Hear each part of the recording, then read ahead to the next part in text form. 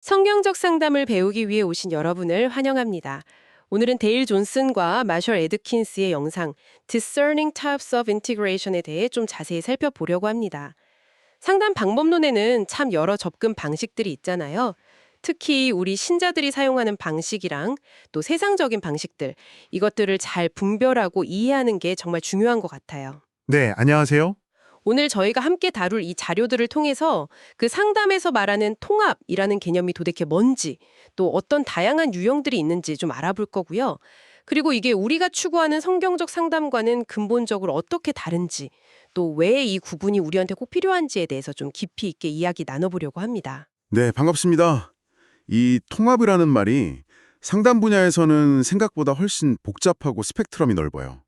단순히 그냥 섞는다 이런 의미 이상이거든요. 오늘 이 시간을 통해서 그 다양한 모습들을 명확하게 좀 파악하고 또 성경적인 관점에서 이걸 어떻게 봐야 할지 방향을 잡으시는 데 도움이 되었으면 합니다. 좋습니다. 그럼 가장 기본적인 질문부터 시작해보죠. 통합이라는 개념 자체 말이에요. 특히 기독교 상담 영역에서 통합이라고 할 때 그 의미가 정확히 뭐고 우리가 지향하는 성경적 상담과는 어떤 지점에서 이렇게 딱 갈라지는 걸까요? 네, 아주 중요한 시작점인데요. 먼저 짚어야 할 게 이 통합이라는 움직임이 기독교 안에서만 일어나는 현상은 아니라는 점이에요. 그러니까 세속상담 분야를 봐도요. 이론이나 학파가 정말 많거든요. 근데 어느 하나로 딱 통일된 합의점이 없어요. 그러다 보니까 자연스럽게 여러 이론이나 기법을 좀 절충하거나 통합하려는 시도들이 나타나는 거죠. 다양한 접근법에서 좀 유용하다 싶은 걸 취하려는 뭐랄까 실용적인 움직임이라고 볼 수 있겠습니다. 아, 기독교만의 이슈는 아니군요. 네, 이제 기독교 통합으로 좀 더 초점을 좁혀보면 그 핵심 전제는 이거예요. 성경, 물론 권위 있고 중요하죠. 하지만 상담의 구체적인 모델을 세우고 방법론을 개발하고 좀 목표를 설정하는 데 있어서는 성경만으로는 좀 부족하다, 충분하지 않다는 입장인 겁니다. 대신에 현대 심리학이 그 부족한 부분을 채워줄 수 있는 아주 중요하고 필수적인 통찰과 기법을 제공한다고 믿는 거죠. 아, 성경만으로는 부족하다. 그렇죠. 그래서 이들은 기독교적인 자원, 그러니까 성경과 신학, 그리고 현대 심리학이라는 이 두 가지 정보원을 같이 활용해서 영혼을 돌보는 모델을 만들어야 한다. 이렇게 주장하는 거예요. 그렇군요. 두 가지 정보원. 네. 예를 들어서 에릭 존슨 같은 기독교 심리학자는 이런 통합을 조금 더 세분화해서 설명하기도 해요. 크게 학제 간 통합하고 세계 간 통합으로 나누는데요. 학제 간 통합은 우리가 흔히 떠올리는 방식, 그러니까 기독교 신학이랑 현대 심리학 이론, 예를 들면 인지행동 치료 같은 거요. 이걸 직접적으로 결합하려는 시도예요. 고전적인 방식이죠. 직접 섞는 거군요. 네. 반면에 스탠 존스나 리처드 버크만 같은 분들이 주장하는 세계관 통합은 약간 결이 달라요. 이분들은 특정 심리학 이론을 가져올 때 그 이론에 깔려있는 비기독교적인 세계관적인 가정들 있잖아요. 그걸 먼저 제고하거나 수정한다는 거예요. 그리고 남은 개념이나 기법들을 기독교적인 세계관과 가정 위에서 다시 구성해서 사용하자. 이런 접근입니다. 아, 좀 더 선별적으로 접근하는 거네요. 네, 방식은 조금 다르지만 두 접근 다 결국에는 성경이나 신학뿐만 아니라 현대 심리학 역시 상담에 필수적인 기여를 한다고 본다는 점에서는 같아요. 그렇군요. 정리해보면 핵심은 성경만으로는 부족하다는 생각에서 출발해서 외부의 심리학 지식이나 방법론을 가져와서 보완하거나 결합하려는 시도다. 이렇게 요약할 수 있겠네요. 정확합니다. 바로 그 지점에서 성경적 상담과의 근본적인 차이가 딱 드러나는 거죠. 성경적 상담은 성경이야말로 상담을 위한 모든 것, 그러니까 우리 상담 모델, 방법, 전략, 기법, 그리고 궁극적인 목표 설정에 필요한 모든 지혜와 자원을 포괄적으로 다 담고 있다고 믿거든요. 성경의 충분성, 이게 그 기초에 있는 거예요. 목표 설정에서부터 차이가 확실히 느껴지는 것 같아요. 성경적 상담은 불신자에게는 복음 전도, 또 믿는 신자에게는 그리스도를 닮아가는 성화. 이게 상담의 핵심 목표잖아요. 그렇죠. 이런 성경적인 목표를 세울 때 정말 그리스도의 지혜가 얼마나 풍성하고 실제적인지 경험하게 되는데 만약에 상담 목표를 다르게 잡는다면 예를 들어 그냥 증상 완화나 자존감 향상 같은 걸로요. 그러면 어쩌면 성경이 모든 해답을 못 주는 것처럼 느껴질 수도 있고 맞아요. 자연스럽게 바른 심리학 이론에서 해결책을 찾으려는 그런 통합적 접근이 더 매력적으로 보일 수도 있겠네요. 네, 맞습니다. 목표가 달라지면 방향과 방법도 달라질 수밖에 없죠. 성경적 상담은 인간 문제의 근원을 죄와 그 결과로 보고 궁극적인 치유와 변화는 복음 안에서의 회개와 믿음, 그리고 성령을 통한 성화 과정에 있다고 보니까요. 그래서 상담 목표도 자연스럽게 거기에 맞춰지죠. 반면에 통합적 접근을 때로는 심리적인 안정이나 기능 향상 같은 다른 목표를 우선시하게 될 수 있고, 이게 필연적으로 성경 외적인 방법론이나 개념을 도입하도록 이끌 수 있다는 겁니다. 앞서 기독교 통합이 그냥 한 가지 모습이 아니라고 말씀하셨는데 그럼 좀 더 구체적으로 어떤 유형들이 있는지 살펴볼까요? 아까 잠깐 언급하셨던 존스랑 버크만이 제시한 틀을 중심으로 설명해 주시면 이해가 더 쉬울 것 같습니다. 네, 좋습니다. 존스하고 버크만은 책임 있는 절충주의라는 큰 틀 안에서 4가지 주요 통합 접근법을 제시하는데요. 흥미로운 점은 이 분류가 세속 상담 분야에서도 꽤 널리 통용된다는 거예요.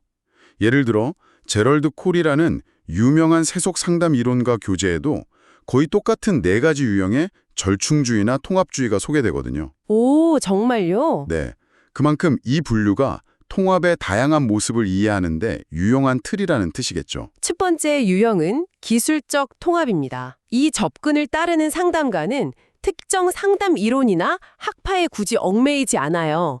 그보다는 지금 이 내담자의 이 문제에 어떤 기술, 테크닉이 가장 빠르고 효과적일까? 여기에 집중하는 거죠. 그 기술이 어떤 이론적 배경에서 왔는지는 크게 중요하지 않게 봐요. 아, 이론보다는 기술 자체. 네, 중요한 건 효과가 있느냐 이거죠. 아주 실용적인 접근입니다. 우리가 흔히 듣는 증거 기반 접근하고 상당히 유사한 맥락이에요. 근데 이들은 그 사용하는 기법이 특정 세계관이나 인간관과 연결되어 있다는 사실을 좀 간과하거나 중요하지 않게 여길 수 있다는 점이 좀 그렇죠. 아, 그러니까 이론적 배경보다는 당장의 효과와 기술 자체에 초점을 맞추는 거군요. 마치 의사가 증상에 맞춰서 가장 효과적인 약을 처방하듯이 상담 문제에 맞는 기술을 찾아서 적용하는 느낌이네요. 근데 여기서 좀 궁금한 게 생기는데요. 특정 기술이 효과가 있다고 해서 그 기술이 나온 배경사상까지 그냥 무비판적으로 수용해도 괜찮은 건가요? 성경적 관점에선 좀 우려될 수도 있을 것 같은데요. 정확한 지적이세요. 바로 그 점이 기술적 통합의 잠재적인 유임성이라고 할 수 있습니다. 효과적인 기술이라 할지라도 그게 어떤 인간관, 문제관, 변화관 위에서 개발되었는지를 고려하지 않으면 자칫 비성경적인 가치관이나 목표를 상담 과정에 은연중에 들여올 수 있는 거죠. 성경적 상담은 왜 그 문제가 발생했고 어떤 방향으로 변화해야 하는지에 대한 성경적 이해를 바탕으로 방법을 선택해야 하니까요. 그렇군요. 두 번째 유형은 공통 요인 접근입니다. 이 관점은 특정 이론이나 기법보다는 다양한 상담 이론과 실제에서 공통적으로 성공적인 상담 결과를 가져오는 요인들이 있다고 보는 거예요. 예를 들면 상담가의 공감 능력, 진실성, 내담자에 대한 무조건적인 긍정적 존중, 뭐 이런 것들이죠. 아, 여러 이론에서 공통적으로 나타나는 요소들? 네. 어떤 이론을 쓰든 결국 이런 공통적인 요소들이 치유와 변화를 이끌어낸다고 믿고 이 요인들을 극대화하려고 하는 겁니다. 여러 성공적인 상담 사례들을 분석해 보니까 공통적으로 발견되는 핵심 요소들이 있더라. 그러니 그 요소들에 집중하자. 이런 거군요. 얼핏 들으면 합리적으로 들리기도 하는데요. 근데 여기서도 질문이 생기네요. 예를 들어 공감이라고 할 때 그냥 인간적인 수준의 공감이랑 그리스도의 마음으로 하는 공감이 같을 수는 없을 텐데 그 공통 요인이라는 게 과연 상담의 전부일 수 있을지? 아니면 더 근본적인 진리가 필요한 건 아닐지 그런 생각을 하게 됩니다. 아주 중요한 질문입니다. 공통 요인 접근은 상담 관계의 중요성을 부각한다는 장점은 동명이 있지만 말씀하신 것처럼 그 요인들의 질적인 측면이나 신학적인 의미를 간과할 수 있어요. 또 인간 문제의 근본 원인인 죄의 문제나 변화의 궁극적인 동력이신 성령님의 역할을 충분히 설명하지 못한다는 한계도 분명히 있고요. 어떻게 보면 좀 피상적인 수준에 머무를 위험이 있는 거죠. 그렇군요. 세 번째는 이론적 통합입니다. 이건 앞선 두 접근보다는 더 의식적으로 둘 이상의 서로 다른 상담 이론들을 이렇게 융합해서 하나의 일관된 새로운 이론 체계를 만들려는 시도예요. 예를 들어서 기독교 신학의 핵심 교리들이랑 인지행동치료, CBT의 원리들을 결합해서 기독교적 인지행동 치료 같은 독자적인 모델을 개발하는 거죠. 새로운 이론을 만드는 거군요. 네. 이런 시도를 하는 통합농자들은 자신들의 작업이 그냥 이것저것 잡다하게 섞는 게 아니라 각 이론의 핵심 요소들을 일관성 있게 통합하는 게 중요하다고 강조해요. 여기서 좀 흥미로운 지점은 그들 스스로도 혼합주의라는 용어를 쓰면서 이걸 경계한다는 점이에요. 그래요? 네. 그런데 이때 그들이 의미하는 혼합주의는 우리가 성경적 상담에서 우려하는 것과는 의미가 좀 달라요. 우리는 세상 철학이나 심리학이랑 하나님의 진리인 성경을 섞는 것 자체를 혼합주의라고 보고 경계하잖아요. 그쵸. 그런데 그들은 이론들을 체계적이고 정교하게 통합하지 못하고 좀 어설프게 뒤섞는 것을 나쁜 혼합주의라고 부르는 경향이 있다는 거죠. 세속상담 분야에서도 이런 이론적 통합의 예는 많습니다. 예를 들어 수잔 존슨이 개발한 정서 중심 치료, EFT는 애착 이론, 시스템 이론, 인본주의 치료 등 여러 이론을 아주 정교하게 통합한 결과물이죠. 그 혼합주의라는 단어 사용법이 다르다는 점은 꼭 기억해야겠네요. 그들은 이론을 잘 섞으면 괜찮다고 보지만 우리는 애초에 성경과 세상 이론을 섞는 것 자체를 문제 삼는다는 그런 차이군요. 어떻게 보면 이론적 통합은 완전히 새로운 제3의 무언가를 만들어내는 작업 같기도 하고요. 원래 CBT 창시자 입장에서는 기독교적 요소를 섞은 걸 보고 그건 더 이상 순수한 CBT가 아니다 라고 할 수도 있고, 반대로 성경적 상담 입장에서는 성경을 쓴다고는 하지만 여전히 세속 이론 틀에 기댄다고 볼 수도 있겠네요. 정확하게 보셨습니다. 그래서 이론적 통합은 양쪽 모두로부터 비판받을 수도 있는 어찌 보면 가장 야심찬 시도라고 할 수 있겠네요. 자, 마지막 네 번째 유형은 동화적 통합입니다. 이 접근은 앞선 이론적 통합과는 조금 달라요. 상담가 자신이 기본적으로 헌신하는 하나의 주된 상담 이론, 예를 들면 정신분석이나 인지행동치료 혹은 성경적 상담 같은 그 틀을 유지합니다. 자신의 기본 틀은 유지하면서요? 네. 그러면서 다른 이론들에서 유용해 보이는 특정 기법이나 개념들을 선별적으로 가져와서 자신의 핵심적인 이론 틀을 바꾸지 않는 범위 내에서 동화, assimilate 시켜서 활용하려는 방식이에요.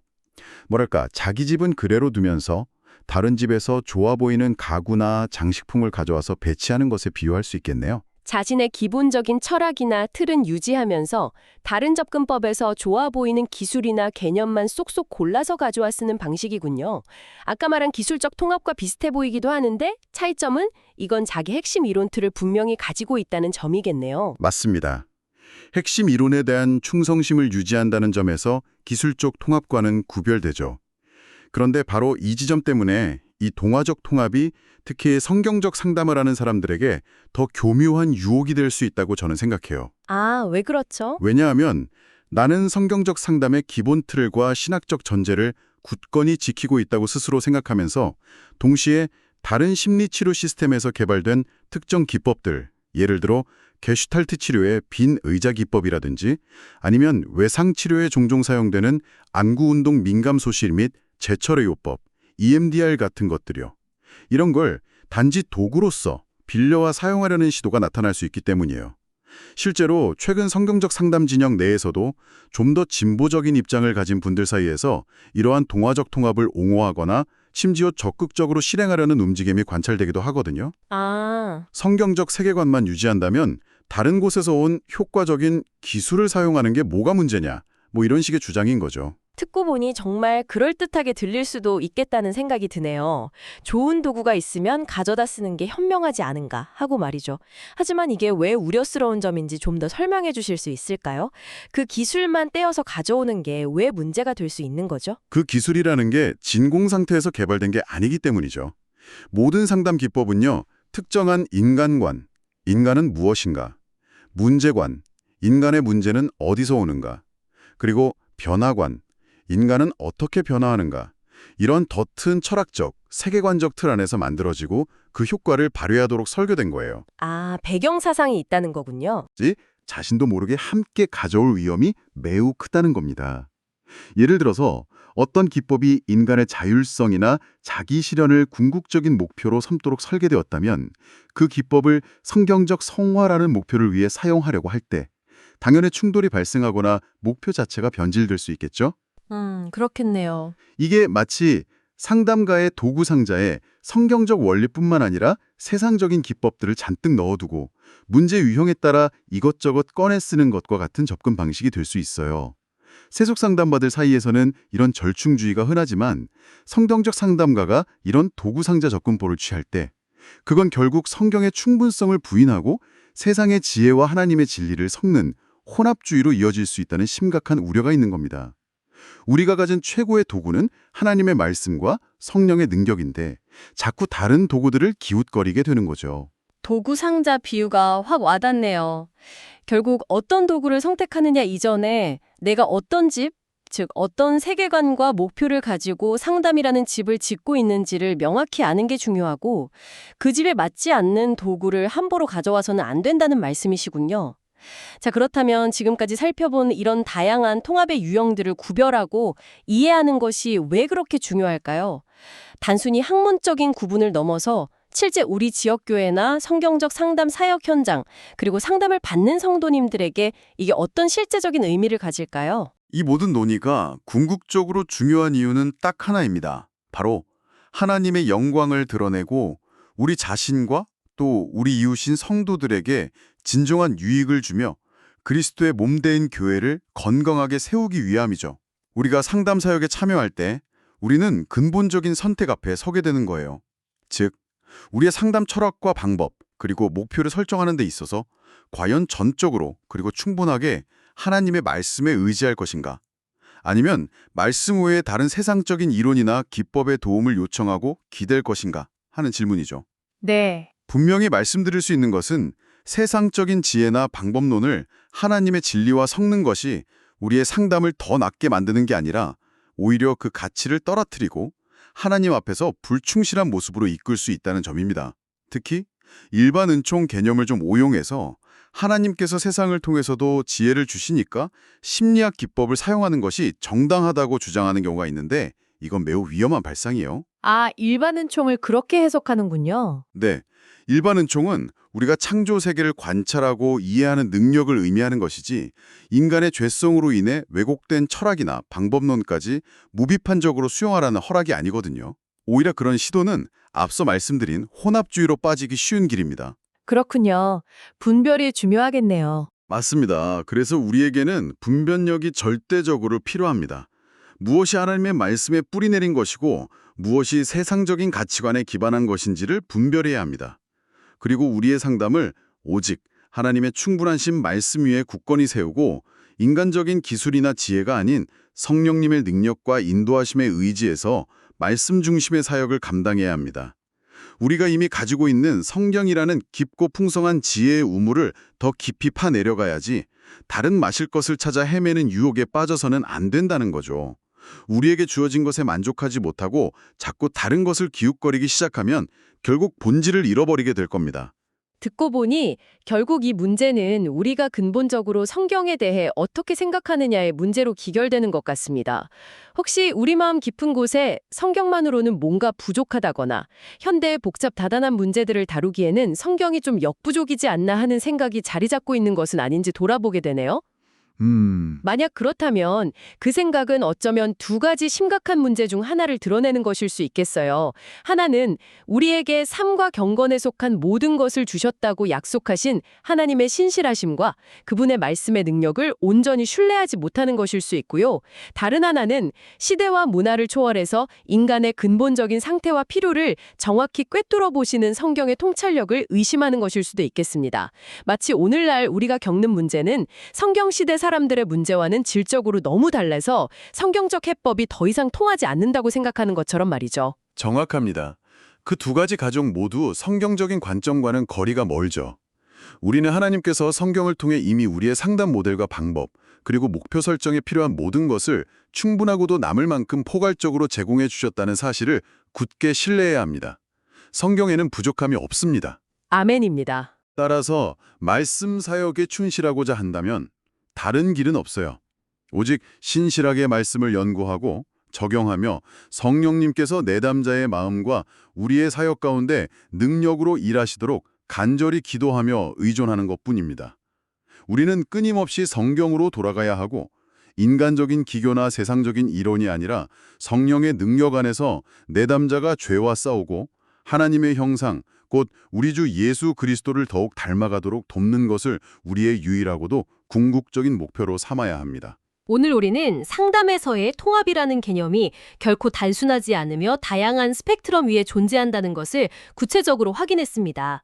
특히 성경의 충분성을 굳게 믿고 상담의 모든 요소를 성경 안에서 찾으려는 성경적 상담과 현대 심리학의 도움을 필수적이라고 보며 이를 받아들이려는 기독교 통합 사이에는 넘을 수 없는 근본적인 차이가 있음을 분명히 알 수 있었죠. 네, 맞아요. 또한 기술적 통합, 공통 요인 통합, 이론적 통합, 그리고 특히 우리에게 유혹이 될 수 있는 동화적 통합이라는 4가지 유형을 살펴보면서 그 차이를 더욱 명확하게 이해할 수 있었습니다. 네. 결국 모든 질문은 이것으로 모아지는 것 같아요. 우리의 상담은, 우리의 영혼 돌봄 사역은 과연 어디에 그 기초를 두고 있는가? 변치 않는 하나님의 충분하신 말씀과 그 말씀을 능력 있게 하시는 성령님께 전적으로 의지하여 신실하게 사역하는 것, 이것이 무엇보다 중요합니다.